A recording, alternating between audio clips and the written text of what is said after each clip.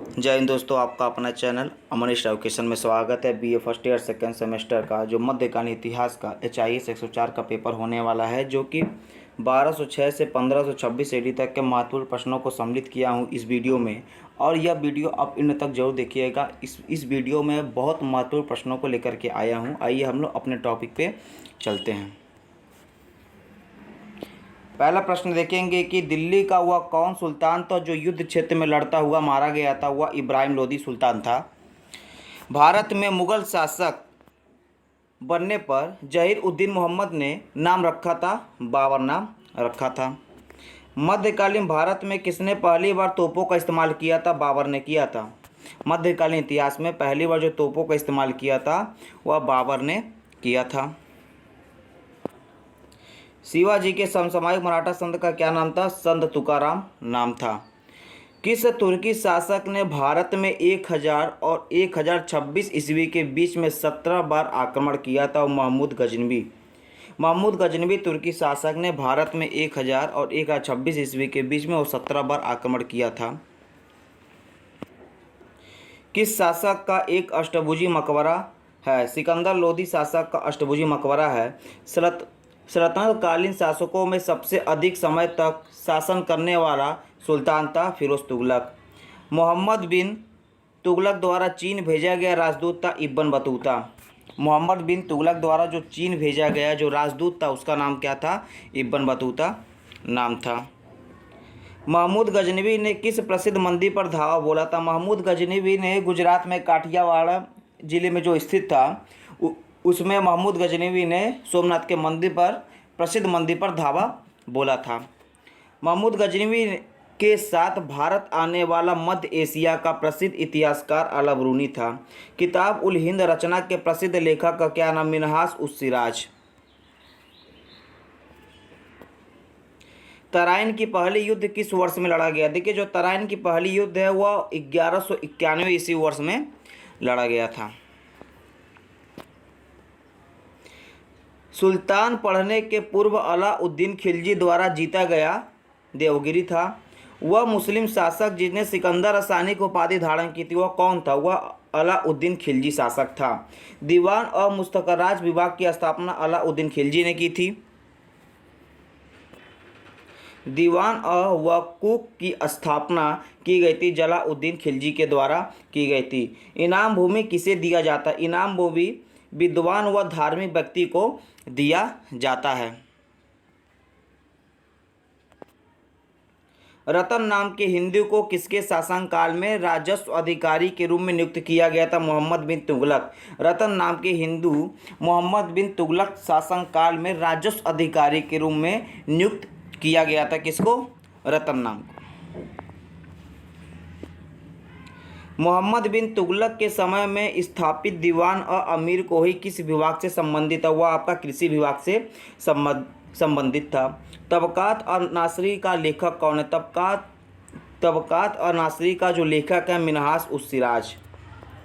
मकबरों का यूरा किस काल को कहा जाता है। तुगलक वंश के काल को मकबरों का यूरा कहा जाता है। किस सुल्तान ने 24 कष्टदायक करों के स्थान पर केवल 4 कर लगाया था। फिरोज तुगलक जो शासक है सुल्तान है 24 कष्टदायक करों के स्थान पर केवल 4 कर को लगाया गया था। निर्माण कराने वाला दिल्ली का प्रथम सुल्तान गयासुद्दीन तुगलक है। मोहम्मद बिन तुगलक की मृत्यु कहाँ हुई थी। मोहम्मद बिन तुगलक की मृत्यु यट्टा में हुई थी। 1337 ईस्वी में अफ्रीकी यात्री इब्न बतूता के भारत आगमन के समय दिल्ली में किस सुल्तान ने शासक था। मोहम्मद बिन तुगलक। 1337 ईस्वी में अफ्रीकी यात्री इब्न बतूता के भारत के आगमन के समय दिल्ली में किस सुल्तान का उस समय शासक था। मोहम्मद बिन तुगलक सुल्तान का शासक था। तुगलकाबाद की नींव किस शासक ने डाली थी। तुगलकाबाद की नींव गयासुद्दीन तुगलक शासक ने डाली थी।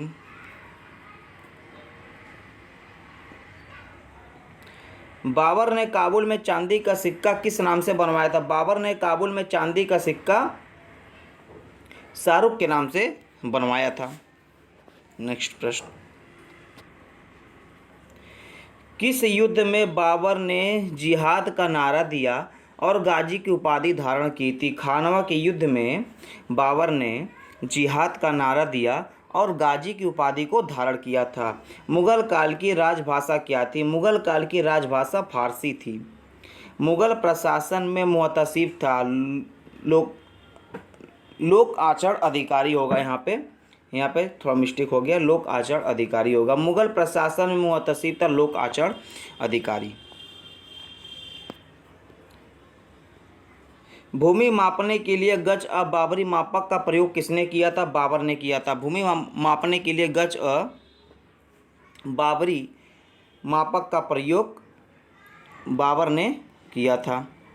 मेहदी ख्वाजा कौन था? मेहदी ख्वाजा बाबर का बहनोई था। किसने लिखा कि बाबर की मृत्यु विष देने से हुई थी? गुलबदन बेगम। देखिए, बाबर की पुत्री का क्या नाम था? गुलबदन बेगम था और गुलबदन ने लिखा था कि बाबर की मृत्यु विष देने से हुई थी। बाबर ने काबुल पर कब कब्जा किया? बाबर ने काबुल पर 1504 ईस्वी में कब्जा किया था। अकबर का जन्म और मृत्यु, देखिए अकबर का जन्म 1542 ईस्वी में हुआ था और उसकी जो मृत्यु हुई थी 1605 ईस्वी में। बाबर के पिता का क्या नाम था? बाबर के पिता का नाम उमर शेख मिर्जा था। पानीपत का द्वितीय युद्ध कब लड़ा गया था? पानीपत का द्वितीय युद्ध 1556 ईस्वी में लड़ा गया था। अगर आपका प्रथम युद्ध पूछेगा तब बताएगा 1526 ईस्वी में लड़ा गया था। अगर आपका द्वितीय युद्ध पूछेगा तो 1556 ईस्वी में, अब प्रथम युद्ध पूछेगा तो 1526 ईस्वी में। तुजुक की आत्मकथा किस नाम से जाना जाता है? देखिए, बाबर की जो आत्मकथा है वो उसको किस नाम से जाना जाता है? तुजुक अब बाबरी और बाबरनामा। बाबर की जो आत्मकथा है वह तुजुक अब बाबरी और बाबरनामा के नाम से जाना जाता है। बाबर का भारत पर पहला आक्रमण किसके विरुद्ध हुआ था? यूसुफ जाइयों के विरुद्ध हुआ था। यूसुफ जाइयों के विरुद्ध हुआ था। बाबर का भारत पर पहला आक्रमण किसके विरुद्ध हुआ था? यूसुफ जाइयों के विरुद्ध हुआ था। शिवाजी के समय मराठा संत का नाम था संत तुकाराम। नेक्स्ट क्वेश्चन, भक्ति आंदोलन भारत के किस क्षेत्र में प्रारंभ हुआ था? भक्ति आंदोलन भारत के दक्षिण क्षेत्र में प्रारंभ हुआ था। शेख सलीम चिश्ती की दरगाह फतेहपुर सिकरी में स्थित है। देखिए, शेख सलीम चिश्ती की जो दरगाह है वो आपका फतेहपुर सिकरी में स्थित है।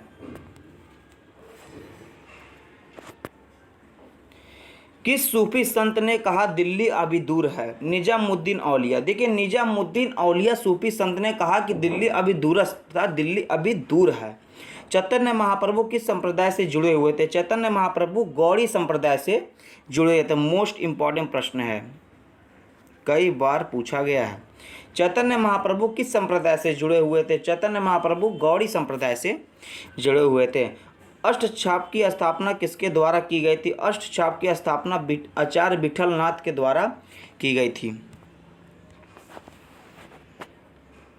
भक्ति आंदोलन और अद्वैतवाद के सिद्धांत के प्रतिपादक शंकराचार्य हैं। भक्ति आंदोलन या अद्वैतवाद के सिद्धांत के जो प्रतिपादक माने जाते हैं वो शंकराचार्य को माने जाते हैं। यदि संस्कृति भाषा तो मेरी मातृभाषा दस्यु है। दस्यु की हिंदी में मराठी भी कहते हैं। और यह उक्ति किसका है? यह उक्ति किसका है? एकनाथ की। एकनाथ जी कहते हैं कि यदि संस्कृत भाषा है तो मेरी मातृभाषा दस्यु है। यह युक्ति एकनाथ की है। भारत में चिश्ती सिलसिले को किसने स्थापित किया था? भारत में चिश्ती सिलसिले को शेख मोईउद्दीन चिश्ती ने स्थापित किया था। दारा सिकोह ने किस सूफी सिलसिले को अपनाया था? वेरी इंपॉर्टेंट प्रश्न है। दारा सिकोह ने किस सूफी सिलसिले को अपनाया था? देखिए, दारा सिकोह ने कादरी सूफी सिलसिले को अपनाया था। दारा सिकोह ने कादरी सूफी सिलसिले को अपनाया था। इस्लाम की स्थापना कब हुई थी? इस्लाम की स्थापना 7वीं शताब्दी में की गई थी। इस्लाम की जो स्थापना है 7वीं शताब्दी में की गई थी। अगर आपसे पूछेगा कि सूफी का उद्भव कब किया गया तो इस्लाम से किया गया था। प्रसिद्ध शेख सलीम चिश्ती कहाँ रहते थे? प्रसिद्ध शेख सलीम चिश्ती सीकरी में रहते थे। शिवाजी के आध्यात्मिक गुरु कौन थे? शिवाजी के आध्यात्मिक गुरु रामदास थे। शिवाजी के जो आध्यात्मिक गुरु माने जाते थे वह रामदास को माने जाते थे। सूफिया कलाम जो एक प्रकार का भक्ति संगीत है, यह किसकी विशेषता है? यह आपकी कश्मीर की विशेषता है। देखिए, जो आपका सूफिया कलाम है और सूफिया कलाम जो एक प्रकार के भक्ति संगीत को माना गया है, और यह विशेषता किसकी है? यह कश्मीर की विशेषता है। इस वीडियो में 51 तक प्रश्नों को सम्मिलित किया गया था, जो कि पेपर की दृष्टिकोण से बहुत महत्वपूर्ण प्रश्न थे। अगर आपको वीडियो पसंद आया तो आपको अपने चैनल को ही सब्सक्राइब, लाइक, कमेंट जरूर कीजिएगा। धन्यवाद।